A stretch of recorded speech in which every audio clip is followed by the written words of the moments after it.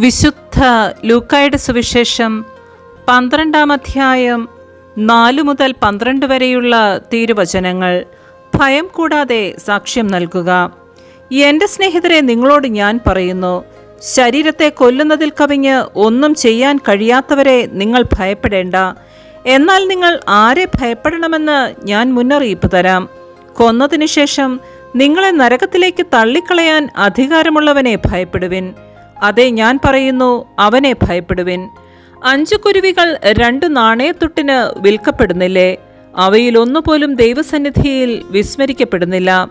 നിങ്ങളുടെ തലമുടി ഇഴ പോലും എണ്ണപ്പെട്ടിരിക്കുന്നു. ഭയപ്പെടേണ്ട, നിങ്ങൾ അനേകം കുരുവികളെക്കാൾ വിലയുള്ളവരാണ്. ഞാൻ നിങ്ങളോട് പറയുന്നു, മനുഷ്യരുടെ മുൻപിൽ എന്നെ ഏറ്റുപറയുന്ന ഏതൊരുവനെയും ദൈവത്തിൻ്റെ ദൂതന്മാരുടെ മുൻപിൽ മനുഷ്യപുത്രനും ഏറ്റുപറയും. മനുഷ്യരുടെ മുൻപിൽ എന്നെ തള്ളിപ്പറയുന്നവൻ ദൈവത്തിൻ്റെ ദൂതന്മാരുടെ മുൻപിലും തള്ളിപ്പറയപ്പെടും. മനുഷ്യപുത്രനെതിരായി സംസാരിക്കുന്നവനോട് ക്ഷമിക്കപ്പെടും, എന്നാൽ പരിശുദ്ധാത്മാവിനെതിരായി ദൂഷണം പറയുന്നവനോട് ക്ഷമിക്കപ്പെടുകയില്ല.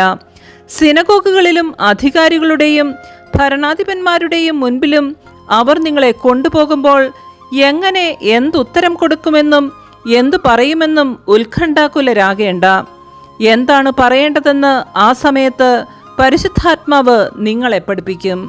നമ്മുടെ കർത്താവായ മിശിഹായ്ക്ക് സ്തുതി.